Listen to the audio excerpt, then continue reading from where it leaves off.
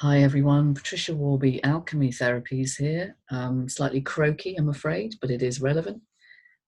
If you've been following my series on tinnitus, the causes of tinnitus or ringing in the ears, you'll notice that we've covered the acute causes. So things like blocked ears from earwax, also having an infection like the one I've got at the moment, the common cold, can also cause ringing. Obviously, damage to the eardrum through excessive noise or trauma to the head are other causes. But what about chronic tinnitus?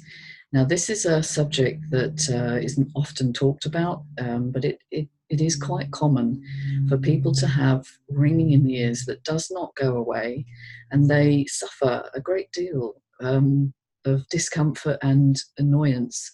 And eventually it does affect the quality of your life, because obviously it's not something you can ignore because it's actually in your own head.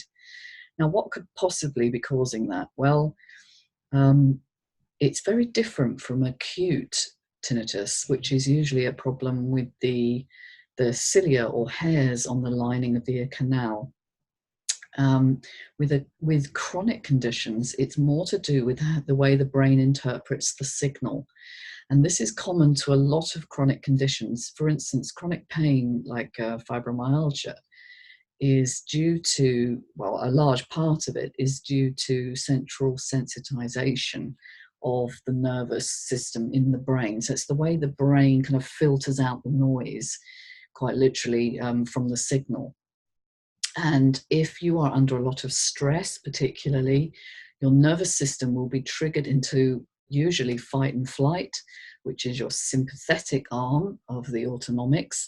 But sometimes, if it's just unremitting, it can go down into another system called your actual freeze response, which is a version of the parasympathetic system, which is not benign, it's not friendly. It is designed to keep you alive under very constant threat signals, which the brain interprets as being a threat to your very existence. So we've got three layers actually of autonomic responses. We've got fight and flight, rest and digest, which is the happy one where you're feeling fine. And then this lower level, this freeze response, which is a version of parasympathetic, but it's not a happy one. And if you have ongoing stresses in the life, for instance, doing a job you don't enjoy, having relationships that are stressful, betrayal, humiliation, these sorts of things are very triggering to a sensitized nervous system. And it usually relates to events in your childhood, which you may well have forgotten. They won't be consciously remembered. So this isn't something you're doing consciously to yourself. This is something that your brain is sort of holding for you in traumatic memory.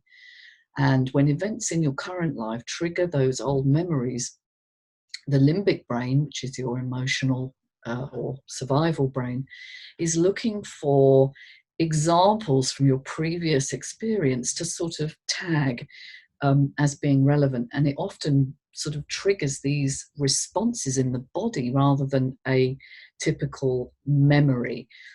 You may just get a symptom instead. And this is the subject of the book I wrote, The Scar That Won't Heal, which was all about the autonomic nervous system and how it relates to stress and your previous experience.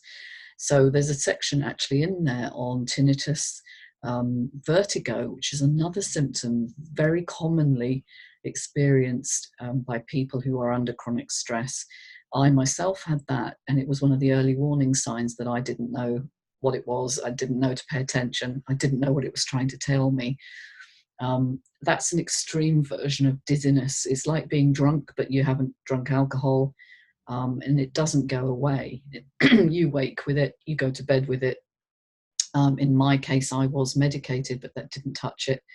So vertigo is another one, and that's obviously also controlled by nerves in the middle ear, the vestibular system, which is your balance system. And if the messages to your brain start to get oversensitized in the same way, instead of ringing in the ears, what you're getting is this sense of you're moving. even though you're not actually moving.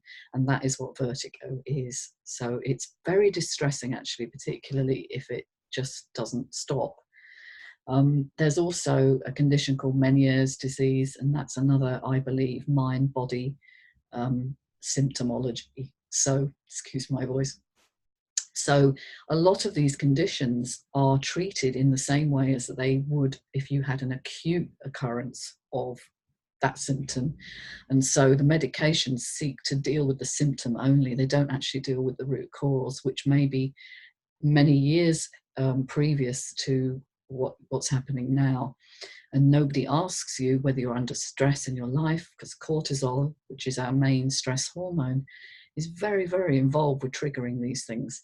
So you need to do a thorough history, really, and medicine needs to stop thinking of physical problems as having nothing to do with mental, emotional life. In fact, emotions and mental processing have a huge part to play in physical symptoms. From common diseases like arthritis, diabetes, often have very direct causes from mental, emotional events in the life, usually to do with childhood attachment or lack of attachment. All human children need attachment, and if that attachment bond with the carer or parent goes wrong or has a disruption for any reason, that can be one of the triggering events that sets up this sensitization in your brain. So if you're interested in any of this, I do recommend you look on my website, Alchemy Therapies, subscribe to my channel, or even better, get the book, The Scar That Won't Heal. It's available on Amazon and also on Audible, because I've recorded it as an audiobook as well. Anyway, any questions, comments, as usual, just leave them below. Great to talk with you. Bye for now.